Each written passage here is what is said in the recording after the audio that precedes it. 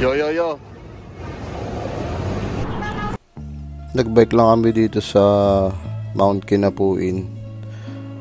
Itong video na to matagal na tong uploaded sa YouTube channel ko around May 2022 pa yata, 4 years ago.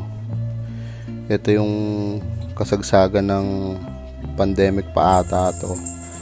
Mga time na giyang pa kami magbike. Ano to, literal na every weekend di kami nawawalan ng ride.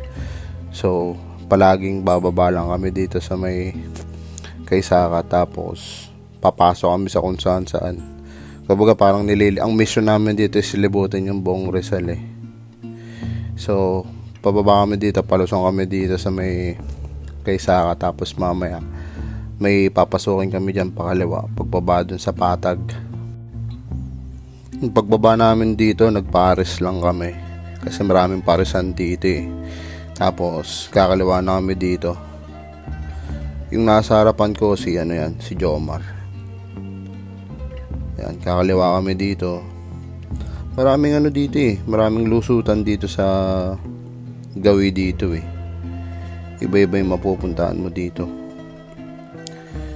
Yan, marami pang mga pandemic cyclists niyan noon.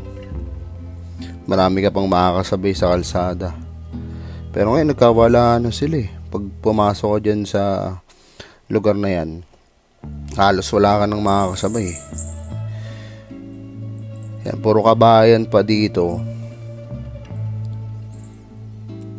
Tapos dun sa banda dun, halos wala na kaming kasabay dyan kasi bira lang yung mga pupunta doon sa mga pinupuntahan naming trip eh.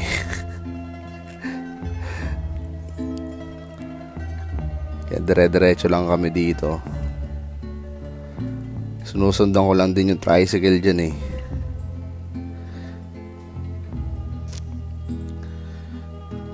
Nasa harapan ko si Vince yata yan.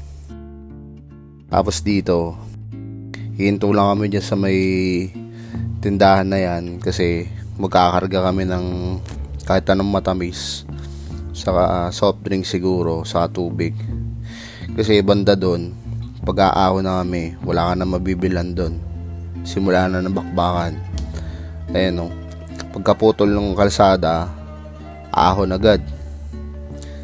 Yung part na yan, medyo mahirap padyakan yan, kaya medyo tutulakan ng konti dyan.